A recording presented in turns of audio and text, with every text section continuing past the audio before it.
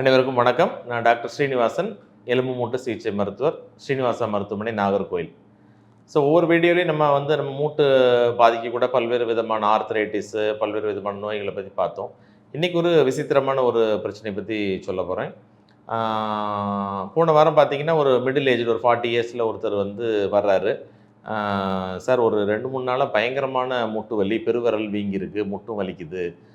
என்னன்னு தெரியல. எங்களுக்கு அடிபடல, ஒண்ணுமே செய்யல. நான் நல்லா தான் இருந்தேன். ஆஃபீஸ் போயிட்டுருந்தேன். திடீர்னு பார்த்தா அப்படி ஒரு வலி வந்துட்டு, அப்படின்னு சொன்னாரு. அப்ப எல்லாம் ஹிஸ்ட்ரி கேட்கும்போது ஒண்ணும் கண்டுபிடிக்க முடியல. போன வாரத்தில மட்டும் ஒரு வீக்கெண்ட்ல ஒரு சின்ன ஒரு பார்ட்டியில கொஞ்சம் ஆல்கஹால் மட்டும் எடுத்திருந்தேன் அப்படிங்கிறாரு. இதான் டிபிக்கல் ஹிஸ்ட்ரி.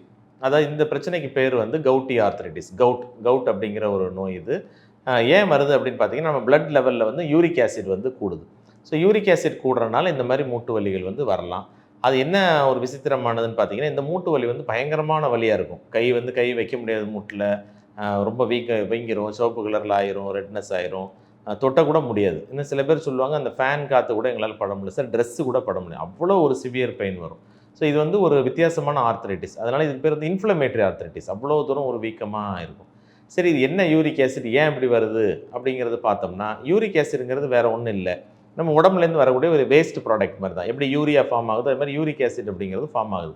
நம்ம உடம்புல நம்ம சாப்பிடக்கூடிய சாப்பாடுல நைட்ரஜன் மெட்டபாலிசத்தில் அந்த யூரிக் ஆசிட் அப்படிங்கிற ஒரு கழிவு ஃபார்ம் ஆகுது. அது ஃபார்ம் ஆகி அது அதிகமான அளவில் ஃபார்ம் ஆகும்போது என்ன ஆயிரும்னா, நமக்கு சில நேரத்தில் டிஷ்யூவில் போய் அது உட்காந்துருது. மெயினாக பார்த்தீங்கன்னா நம்ம ஜாயிண்ட்டில் போய் உட்காருது. ஜாயிண்ட்டில் போய் ஒரு சின்ன கிறிஸ்டல்ஸ் மாதிரி ஃபார்ம் பண்ணி அதில் உட்கார்றதுனால பயங்கரமான ஒரு வலி ஏற்படுது. ஸோ இனிஷியல் ஸ்டேஜில் பார்த்தீங்கன்னா யூரிக் ஆசிட் லெவல் மட்டும் கூட இருக்கும். நம்ம வெளியில் எதுவுமே தெரியாது. லேசாக மூட்டு வலிக்கிற மாதிரி ஒன்றும் செய்யாது. ஒரு வாரம் 2 வாரம் ஆகும்போது பார்த்தீங்கன்னா, அந்த கிறிஸ்டல் ஃபார்ம் ஆகி அந்த மூட்டுகளில் போய் அது இருந்துக்குது. இருந்த உடனே அந்த கிறிஸ்டல் என்ன செய்யுது, இன்ஃப்ளமேஷனை காஸ் பண்ணுது. ஸோ நிறைய அங்கே ரத்த ஓட்டத்தை கூட்டி வலி ஏற்படுத்தி வீக்கத்தை ஏற்படுத்திடுது. ஸோ இதுதான் அந்த அக்யூட் கவுட்டி அட்டாக் அப்படின்னு சொல்லுவாங்க. சிவியர் பெயின் வந்துடும். சரி, இந்த ஸ்டேஜில் நம்ம அதை கவனிக்காம விட்டோம்னா 3வது ஸ்டேஜுக்கு போயிடுது. 3வது ஸ்டேஜ் பார்த்தீங்கன்னா ஆர்த்ரைட்டிஸ், கிரானிக் கவுட்.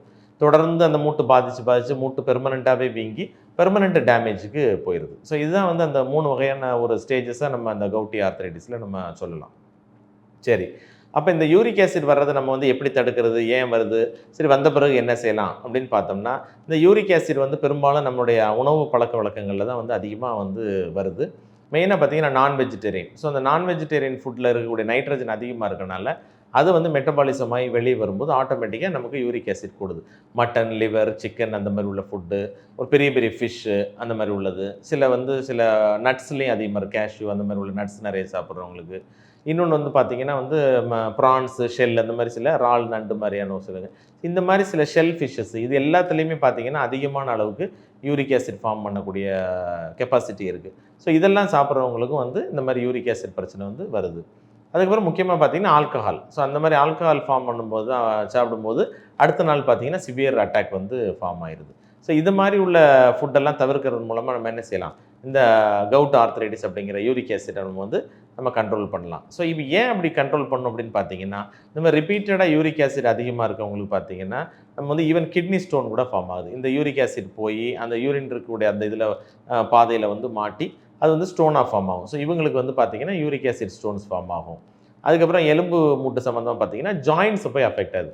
மெயினாக பெருவிரலில் இருக்கக்கூடிய ஜாயிண்ட் அஃபெக்ட் ஆகுது. அதுக்கப்புறம் முழங்கால் மூட்டில் அஃபெக்ட் ஆகுது. இப்படி ஒவ்வொரு மூட்டுகள்லையும் அந்த யூரிக் ஆசிட் போய் உட்காந்து நம்ம ஜாயிண்ட்டை டேமேஜ் பண்ணுது. ஸோ இதை முதல்லயே நம்ம கண்டுபிடிச்சு அதுக்குள்ளே பிளட் டெஸ்ட் எடுத்து பார்த்தோம்னால யூரிக் ஆசிட் தெரிஞ்சு போயிடும். ஃபார் எக்ஸாம்பிள் நம்ம ஒரு நார்மல் யூரிக் ஆசிட் பார்த்தோம்னா ஒரு மனிதனுக்கு ஒரு 3.5 to 5.5, 6.5 வரைக்கும் இருக்கலாம்.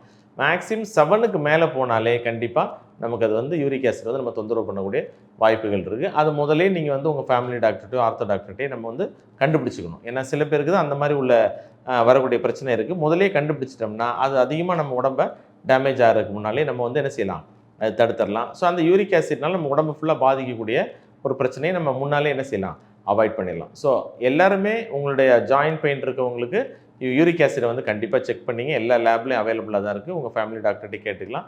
ஸோ அந்த யூரிக் ஆசிட் சப்போஸ் அதிகமாக இருந்தால் இமீடியட்டாக போன் அண்ட் ஜாயின்ட் டாக்டரை பார்த்துட்டு அதுக்குள்ள ட்ரீட்மெண்ட் நிறைய மெடிக்கல் ட்ரீட்மெண்ட் இருக்குது.